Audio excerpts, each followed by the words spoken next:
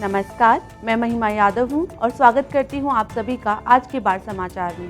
हर रोज की तरह आज भी हम देश में हो रही मौजूदा बाढ़ की स्थिति और केंद्रीय जल आयोग द्वारा जारी एडवाइजरीज और फ्लड बुलेटिन के बारे में चर्चा करेंगे। आइए शुरू करते हैं आज का बुलेटिन। आज दोपहर तक केंद्रीय जल आयोग की रेड बुलेटिन रिपोर्ट के अनुसार उत्तर प्रदेश के मथुरा में यमुना नदी अत्यधिक बाढ़ की स्थिति में बह रही है, जबकि उत्तराखंड, उत्तर प्रदेश, बिहार, झारखंड, मध्य प्रदेश, राजस्थान, असम और पश्चिम बंगाल के कई जिलों में ऑरेंज अलर्ट है। इन प्रदेशों में कई प्रमुख नदियां जैसे कि गंगा, रामगंगा, यमुना, काली सिंध, अगलार, गंडक, बूढ़ी गंडक, कोसी, धरदा, घाघरा, सोन, सोनार, चंबल और बूढ़ी डिहिंग खतरे के निशान से ऊपर बह रही हैं।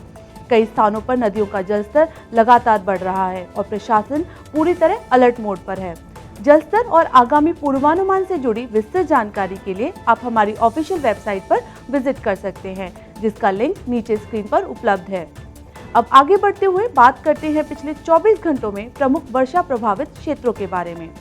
भारतीय मौसम विभाग के अनुसार सिक्किम और उत्तर बंगाल क्षेत्र में भारी वर्षा दर्ज की गई है। आइए अब बाढ़ की स्थिति पर विस्तार से बात करते हैं। शुरुआत करते हैं उत्तर प्रदेश से। उत्तर प्रदेश में यमुना नदी मथुरा जिले के गोकुल बैराज पर HFL से ऊपर बह रही है।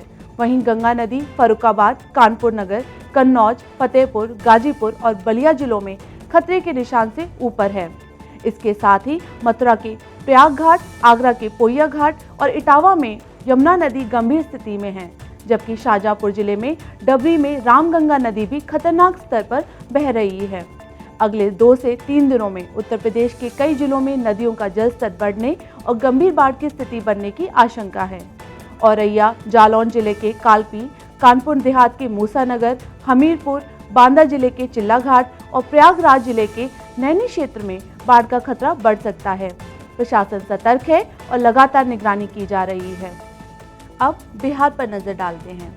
बिहार में गंगा नदी का जलस्तर दानापुर, दीघा घाट, गांधी घाट, हाथीदह, कहलगांव, आजमाबाद, वैशाली जिले के महनार, भागलपुर के इकचारी और वैशाली जिले के अन्य हिस्सों में गंभीर स्थिति में बना हुआ है। खगड़िया में बूढ़ी गंडक नदी लगातार बढ़ते जलस्तर के साथ गंभीर बाढ़ की स्थिति पैदा कर रही है। इसी तरह सिवान जिले के दरौली और गंगपुर सिसवान में घाघरा नदी खतरे के निशान से ऊपर बह रही है, जबकि सारण जिले के मांझी क्षेत्र में सरयू नदी गंभीर स्तर पर है। सुपौल के बीरपुर, खगड़िया के बलतारा और कटिहार के कुर्सेला में कोसी नदी गंभीर स्थिति में बनी हुई है और यहां जलस्तर में स्थिर से लेकर बढ़ने का रुझान देखा जा रहा है। प्रशासन ने लोगों से सतर्क रहने की अपील की है। अब बात करते हैं राजस्थान की। राजस्थान के धौलपुर जिले में चंबल नदी खतरे के निशान से ऊपर बह रही है। हालांकि यहां जलस्तर में गिरावट का रुझान है। वहीं कोटा जिले के बरौत क्षेत्र में काली सिंध नदी गंभीर स्थिति में स्थिर बनी हुई है।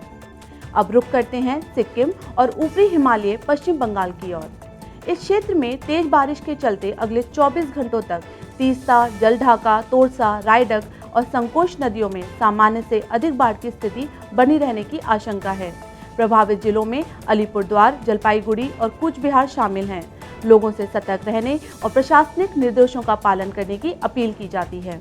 इसी के साथ आज के बाढ़ समाचार यहीं समाप्त होते हैं।